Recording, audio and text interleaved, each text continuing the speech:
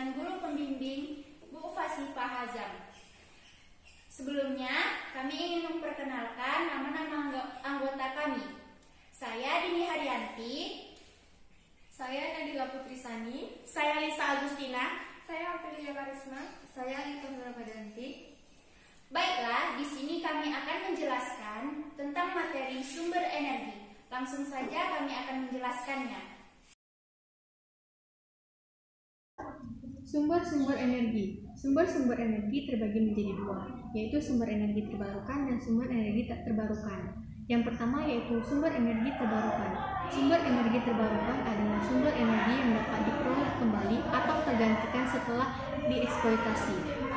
Contoh sumber energi terbarukan adalah matahari, angin, panas bumi, air, dan biomasa. Kita masuk ke contoh yang pertama yaitu matahari. Seperti yang kita ketahui, matahari adalah bintang terdekat dengan bumi dan juga merupakan salah satu sumber utama di bumi. Energi matahari dihasilkan dari proses fusi nuklir, yaitu perubahan hidrogen menjadi helium, yang mana proses ini terjadi secara kontinu, sehingga energi matahari tak pernah habis. Energi matahari yang sudah sampai ke bumi dapat kita konversikan ke dalam bentuk lain yang lebih bermanfaat. Ada 3 proses konversi. Yang pertama yaitu heliochemical, yang merupakan proses energi matahari menjadi energi kimia. Contohnya yaitu fotosintesis pada tumbuhan. Yang kedua yaitu proses heliosentrikal, yang merupakan proses konversi energi matahari menjadi energi listrik. Contohnya itu sel-sel surya. Yang terakhir yaitu proses heliotermal, yang merupakan penyerapan energi matahari. B. Angin. Angin adalah energi yang berasal dari alam. Energi ini terjadi karena adanya perbedaan suhu antara dingin dan panas. Contohnya yaitu pada kincir angin. Kincir angin ini memanfaatkan energi kinetik, menghasilkan energi listrik yang membantu kelangsungan hidup manusia, terutama di negara Belanda. Panas bumi. Energi panas bumi merupakan salah satu sumber energi alternatif karena sifatnya yang lebih ramah lingkungan dan terbarukan. Energi panas bumi berasal dari dalam perut bumi. Cara mendapatkan energi panas bumi yaitu memompa air ke dalam perut bumi, kemudian dari dalam perut bumi menghasilkan uap. Uap itulah yang nantinya akan menggerakkan turbin dan untuk berbagai keperluan seperti pemompa panas, pemanas ruangan, serta kebutuhan alat mandi. D. Air. Air yang mengalir luas merupakan salah satu sumber energi alternatif yang sangat besar. Kita sebagai manusia juga membutuhkan air setiap harinya. Dan salah satu contohnya yang paling sederhana yaitu air digunakan sebagai pemutar kincir angin yang digunakan dalam proses mekanisme industri dan juga menghasilkan energi listrik melalui turbin dan generator. E. Biomasa. Biomasa berasal dari makhluk hidup. Sebagai contohnya yaitu penggunaan biomasa sebagai bahan bakar.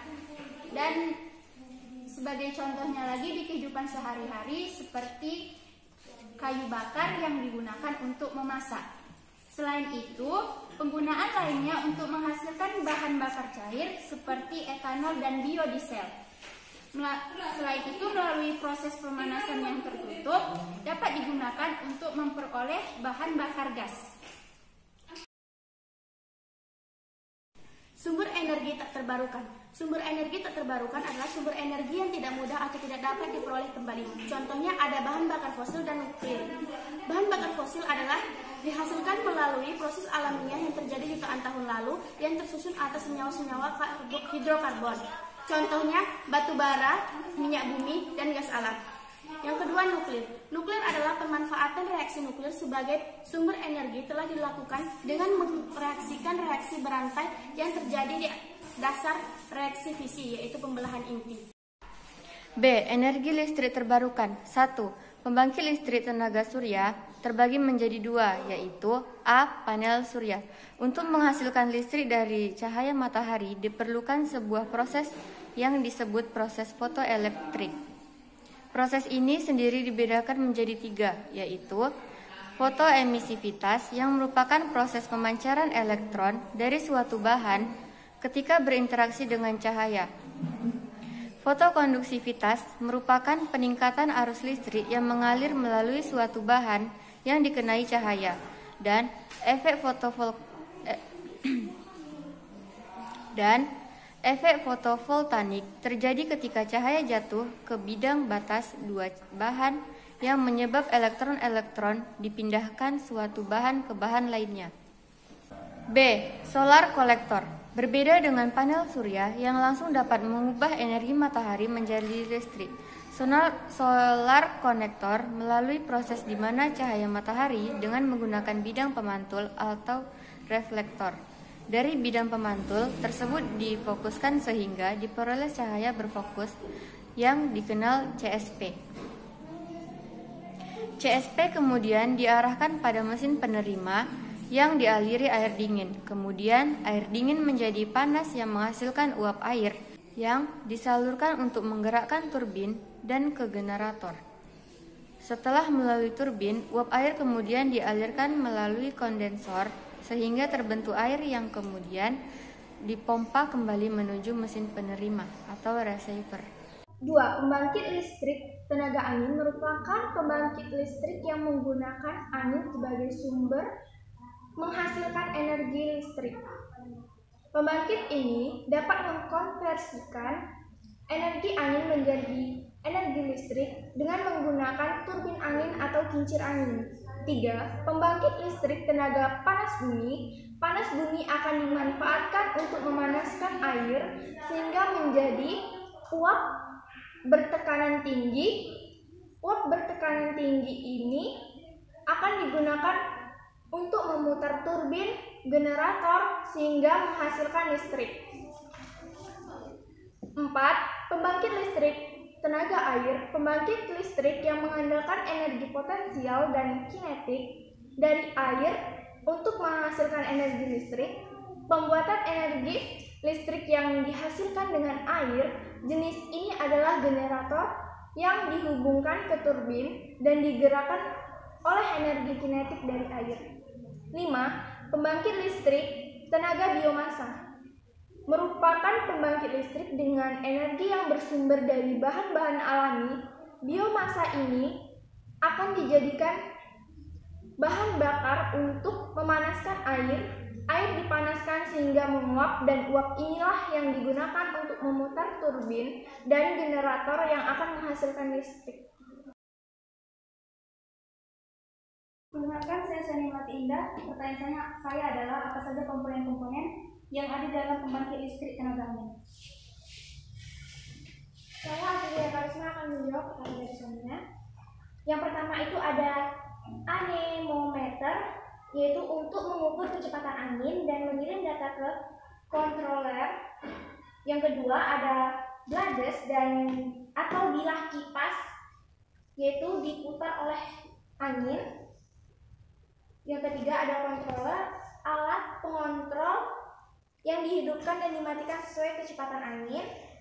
Kemudian generator, yaitu untuk mengonversi putaran turbin menjadi listrik. Kemudian nacelle atau rumah mesin terletak di atas menara, di dalam berisi poros putaran tinggi atau rendah, gearbox, generator, alat pengontrol, dan alat pengereman.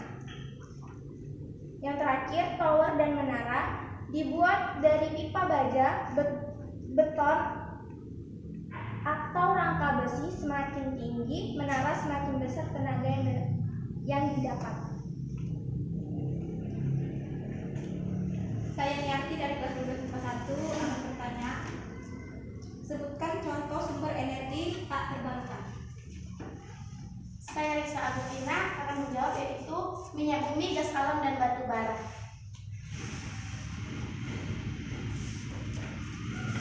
Saya John Ramadan yang bertanya, apa manfaat dari sinar surya? Saya Nabila Putrisani akan menjawab. Manfaatnya yaitu membantu mengurangi panas global. Yang kedua, tagihan listrik mungkin akan terjangkau. Yang ketiga, menghemat ketergantungan pada listrik berbahan batu bata. Yang keempat, mudah dipasang dan digunakan. Yang kelima, tidak memerlukan lahan yang luas. Baiklah, saya Ardiansyah Putra akan memberikan pertanyaan. Mengapa pemanfaatan sumber energi tidak boleh berlebihan? Saya Dini Haryanti dari kelas 12 MIPA 2 akan menjawab pertanyaan. Jawabannya, karena agar sumber energi, terutama sumber energi yang tak dapat diperbarui, tidak akan habis untuk masa yang akan datang, dan agar anak cucu kita nanti dapat menikmati sumber tersebut. Terima kasih. Baiklah, saya akan bertanya, sebutkan contoh dari energi terbarukan. Secara alternatif, jawabannya biofuel, biomasa, matahari, air, angin, gelombang, dan pasang surut. Baiklah, sekian dari pertanyaan kami. Terima kasih.